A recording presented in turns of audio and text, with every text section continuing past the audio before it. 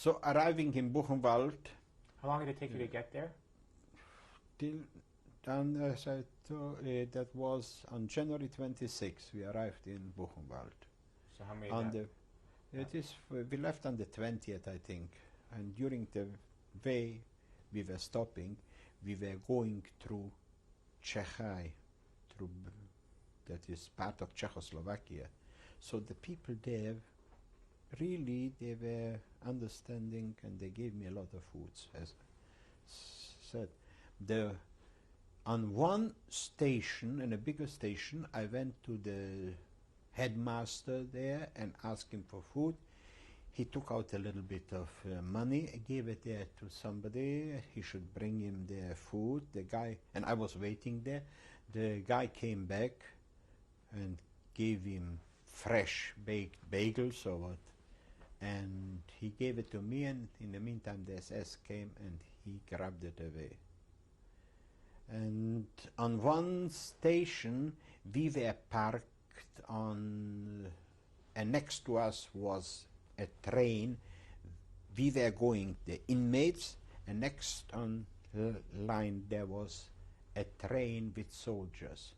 And I asked from German soldiers also going back from the east to the west, and I begged them for food. The only thing what they said, wir haben auch nichts. We don't have nothing.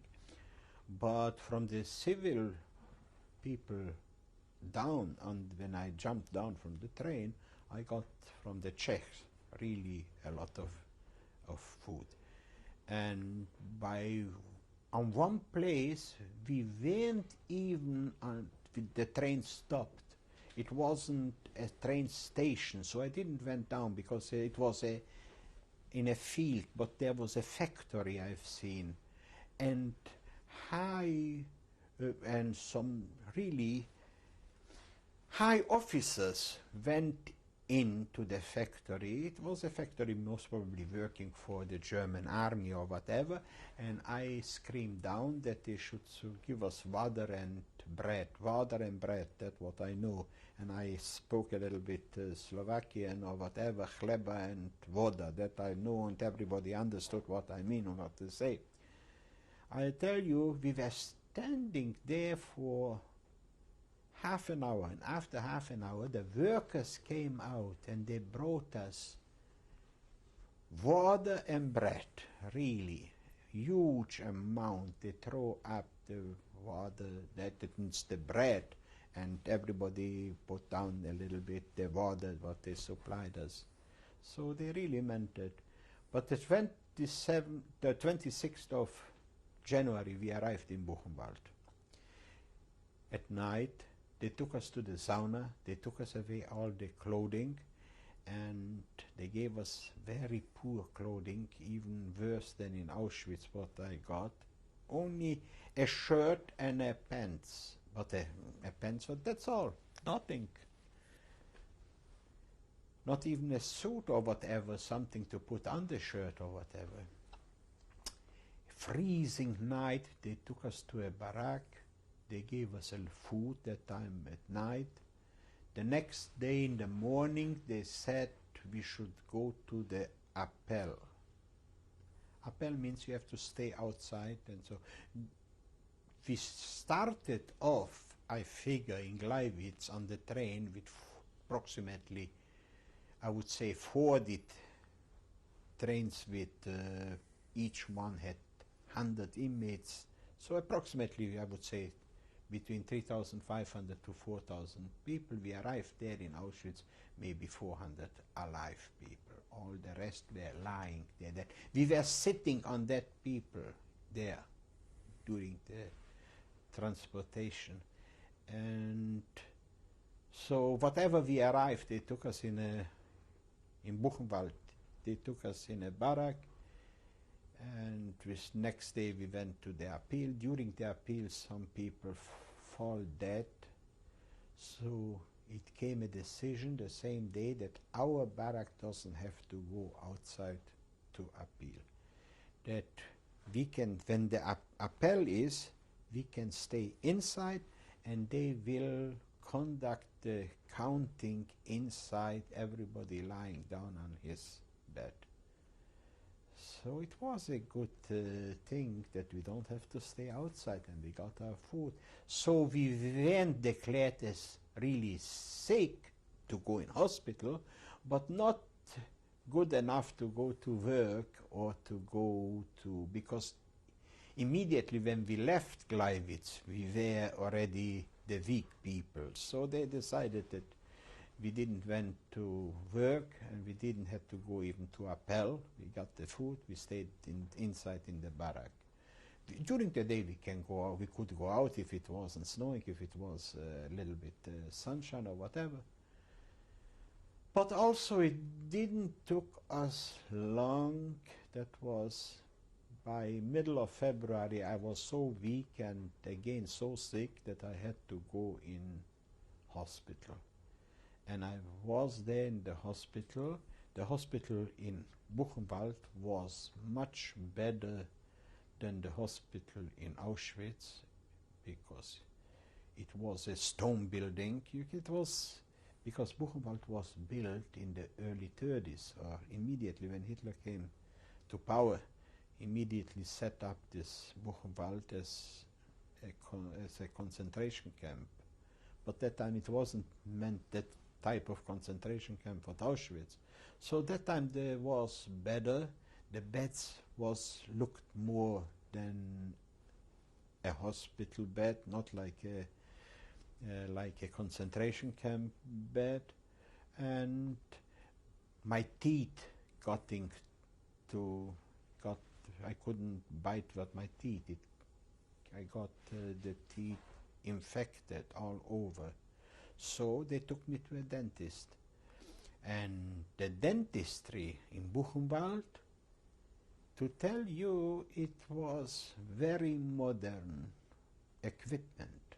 You couldn't find it in Bratislava maybe. So, and they told me that it comes from a Jewish dentist in Berlin with the most sophisticated, that time, equipment what they had there. So what they can do, nothing. They can only clean it out, and they gave me a brush to brush it every day, and finally they tried to do whatever.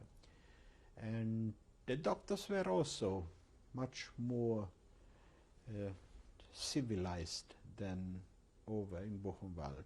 The people were also a little bit more civilized. But by the end, I came out from this hospital. It was called Riviera, actually. And I went again in the camp. Again, I didn't went to work. They didn't took us to work. There wasn't work or whatever. They didn't find. But again, after a couple of weeks or whatever, I felt very bad, and I went back to a hospital. But that time I didn't came to the real hospital, what I was before. I was in a hospital which was much worse than in Auschwitz. It was only a temporary put together called hospital. And we got only a doctor visit and so forth. When early April, when they started to evacuate against that much from Buchenwald, and they started to scream, Juden antreten, all Jews should go, and that means evacuate. And special Jews they picked out to the death march, and non-Jew not. But that time we had already all the news that all the sick people in the previous labor camps, concentration camps, nobody was shot, was left there for the Russians, for the Americans. We had already confirmed reports. So really, that I wasn't afraid anymore. I said, to go again on a death march is impossible for me. I haven't got nobody to care for me or whatever, and I wouldn't be able to make it. I stay here in the hospital, or I die here, or whatever, or I will be liberated here. And that's what it was. I think by 11th of April we were liberated from already by the Americans. The Americans, the first couple of days, the Americans really brought over German civilians to show the inhumane behavior of the Nazis, of the Germans. Next to me was also in the hospital a Holland fellow who spoke fluently English. And he told the American major who came there, in strong words, don't bother with such a nonsense to bring us here to show us that. Look here, and he showed on me, this fellow, he is dying. Get something done with the guy, not to show us for the Germans. He left, not saying a word, and we didn't even figure that it made a reaction on him. But the next day, they picked me up, and they took me, not only me, there really 10, 20, or maybe 30, there sick people, they took them to the American hospital. To the American hospital. That is where in the same hospital where the American soldiers were. So I got already American food and so forth. I told the doctor, I can't eat the regular food, only diet, because by the Germans I got diet food. So he wrote me down to diet food. I got this American diet food, I couldn't eat it. Because by the Germans I got only porridge with water, no milk, no sugar, and that's what I could swallow. By the Americans I got with milk and sugar the same thing, or maybe even better, and I couldn't swallow it. So I told the doctor I can't eat it, give me rather the regular food. And the regular food I picked out whatever I could swallow, here a little bit, there a little bit. But that wasn't the really thing. The really thing, I got transfusion immediately. For a couple of days, I got sugar transfusion and blood transfusion and whatever, and that kept me alive. And medicine from the Americans, what I get. So it was better. The rest of other sick people got transferred to the lazaret, to the German lazaret, which was there used to be a hospital for the SS. But there wasn't as good as in the American, because the American had much better medicines and everything, supply and whatever, and they took much more care about me there. So that saved me till I found out that by June or July it was already that everybody from Czechoslovakia can go home already, because the war ended May 9th, took another 4 weeks. So I heard going back, I figured I will also be in the transport to go back to Czechoslovakia. And I figured if I survived, my brothers sure survived, because they were really strong. My mother, I didn't expect it or whatever. So I wanted to go home only. So the American organized the transport. There were a lot of boys from Bratislava, which I knew from before, friends of mine, classmates of mine, and so forth. So we went back by I would say it was July, mid-July, we went back to Bratislava. The American took us till Pilsen, because there it ended the American zone, because Czechoslovakia was in 4 zones. Pilsen was the last station for the Americans, and from Pilsen further we had to go. So they took us to Pilsen. From Pilsen, on the other side, we were already in the Russian zone. So the Russian didn't care about, we had to organize ourselves. So it took us a day too till we came to Bratislava. First we went to a train, went in, but when we came already to some sort of traveling already 6 hours, came the Russians, throw us out from the train, and we were again on the station without nothing and so forth. They didn't supply food, absolute nothing, but we organized food a little bit from the civil people who gave us food. But finally we arrived in Bratislava. So I'm back home, and I couldn't find nobody of my relatives, not of them what I expected and so forth. except my uncle, Frank Horny, he was there in Bratislava already. I had other friends where somebody took me into his house for a couple of days. Actually, I was looking for a hospital to go in, but through some protection and so I came. They took me in a hospital there. I was there in the hospital with still medical help, whatever they could help me for 4 weeks. In 4 weeks, the hospital transferred me to the Tatra, to a sanatorium. The Tatra is where all people who have something with the lungs or so, sicknesses, it's a sanatorium. It's like a hospital, but it's still not a hospital. You walk out and so forth. It's only just to get a little bit, to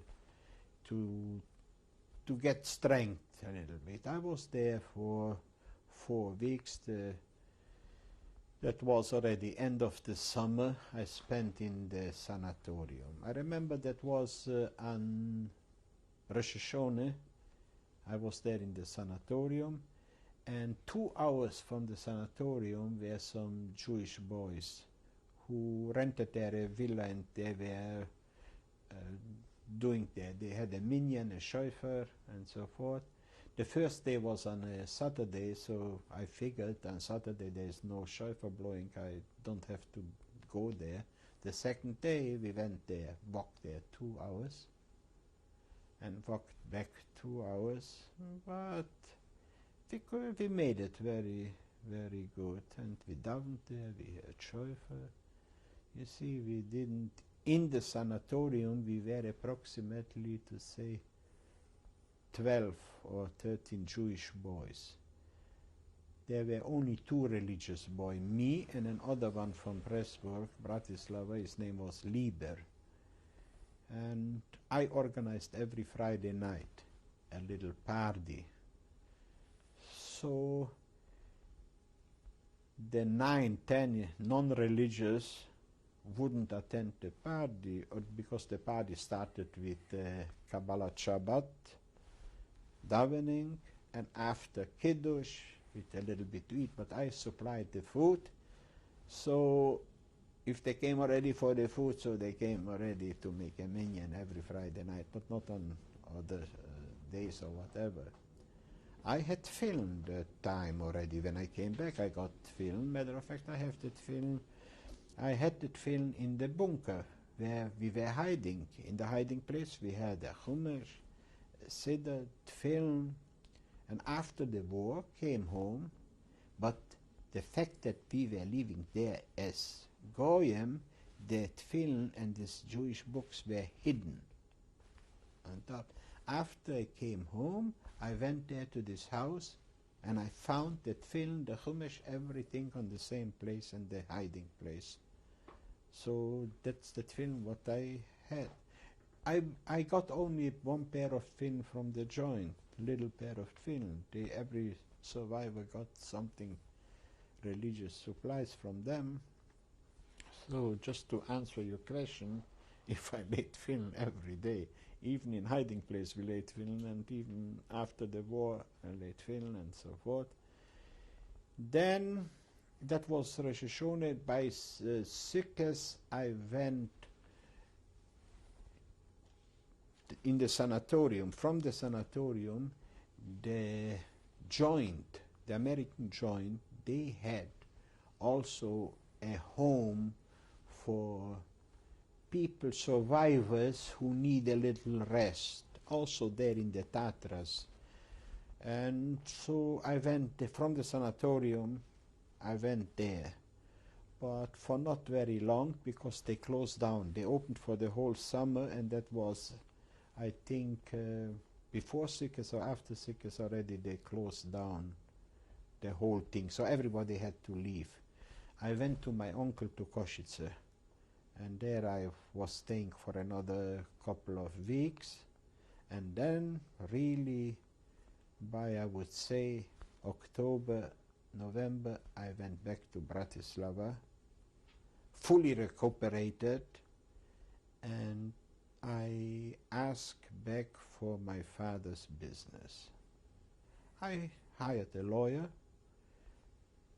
and he arranged that I should be able to take back this business. The business was completely empty. First the Germans took everything, and what they left, and the Russians came, they took everything, whatever was they could find. Whatever wasn't nailed down, they took. So I got the empty 4 walls. But once you have a business and a license, you can get merchandise. When you have merchandise, you are in business. And that time you couldn't get merchandise only if you have a license and so forth. So that was the most important. And once you have 4 walls, then you can bring in and take out whatever, even what not legally, you can sell. And you are connected with customers. They buy legal, and whatever they couldn't get, they buy non-legal or whatever. So you survived. And so it went on from 1945, 46, 47, 47, the communists took over, but not immediately the government. It took beginning of 49. Beginning of January, they walked into my store, and they told me the new rules. I have, if I want voluntary, to give them my store. And other application that I ask them, I'm looking for employment, and if I sign one paper, they approve the other paper, and I will get employed by them, but not in this store, in another store. But I signed both papers knowing that I'm leaving already. And I told, matter of fact, jokingly to these guys, that day, that was January 4th, or was 1949, I'm going now to marry my wife, the civil marriage. Well, you already met her. Oh yes, we were engaged already. Oh, I see. And our regular the religious marriage was already for January the 15th, but you couldn't get a religious marriage before you have the civil marriage arranged, and that was January 4th. So I told them, leave me alone. Here I sign you both papers. And they were so friendly, they will approve everything immediately. I told them, don't make it immediate, you sit a little bit. Because I really didn't want it even to work. I didn't want it to tell them that I don't want, because I'm ready. I was ready to leave. So what I need to fight with them, what I need, I can play with them nicely, and so they leave me alone. So that's more or less how I married, and we went. There was no use to stay in Bratislava, because I didn't want to work for the communist, and that was the only choice what I could have, what I signed for. I had a passport. All the Jews were allowed to get, that was government, even if it was communist, and nobody could get out of Bratislava, but Jews were allowed to go to Palestine. And you know how Jews are. A lot of them stayed in Vienna and went to other places, but a lot of them went to Palestine. But it was called the Bricha, even for non-Slovakian Jews. One Hungarian Jew came to Pressburg, illegal. He was allowed to go legal through the Bricha to Israel. And somebody who is a Slovakian citizen, there was absolute no restriction, he could go. So I went to Vienna, stayed on. I applied for a Canadian visa. How long did you stay in Vienna? Almost 2 years. That means And you had children there, didn't you? I had, in Vienna, I born 2 children. Who? So, my oldest daughter, Malka, and my son, Moshe. Mm-hmm. So they were born still in Vienna. And you applied for Canadian papers? I applied for Australian papers. My cousin in Australia sent me papers. I applied for United States. I got papers from my brother-in-law, from my wife's brother. I applied for Canada, which a cousin of mine applied from here, from Montreal, and I figured whatever comes first, go first. So Canada came first, and that's what I landed in Canada, so I didn't bother anymore with the rest. Where did you go?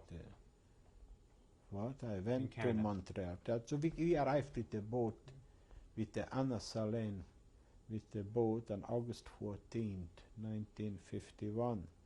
We arrived in Halifax, but the joint took us from Halifax to Montreal because my paper with my cousin was in Montreal. So when I came to Montreal, first couple of weeks I slept by him. He gave me food. I got a little job. I got an apartment. I got a little money. I got everything and settled down with 2 kids. How long did you live in Montreal? Lived in Montreal for 17 years. That is till from 1951 till 1970. And how many? You had more children, right? I had another 4 children in Montreal. What are your names? Names. So it came after my son, a daughter, Hannah. Then came 2 daughters, twins, Esther and Sarah. And then came the little one, Rachel. So finally we married off my oldest daughter still in Montreal in 1968. I gave my children good education, religious education. I sent my oldest daughter to a teacher seminar in Gateshead, religious seminar, like a Besyanket movement. My son I sent to a yeshiva in Israel, in Bnei Barak, to Slobodka yeshiva. We were at a Lithuanian yeshiva. The rest of the kids also I sent partly to Israel, partly to the United States seminar. All of them have a strict religious education, and they married religious boys